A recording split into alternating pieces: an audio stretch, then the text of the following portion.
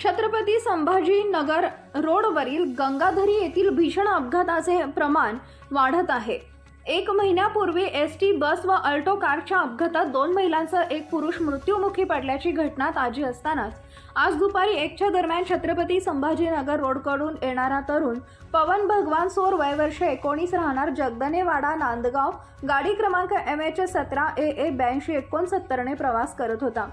गंगाधरी येथील रोडच्या कडेलाच उभी असलेली गाडी MH 04 48 37 वर चक्क मारुती वॅगनर गाडीवर जाऊन धडकून गाडी 10 ते 20 फूट अंतरावर ओढत घेऊन गेला।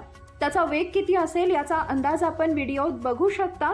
दरम्यान या प्रसंगी परिसरातील सामाजिक कार्यकर्ते यांनी नांदगाव ग्रामीण रुग्णालयात दाखल केले असता वैद्यकीय अधिकारी डॉक्टर ख्याती तुसे यांनी उपचार करून मालेगाव येथे पुढील उपचारासाठी हलवण्यात आले आहे।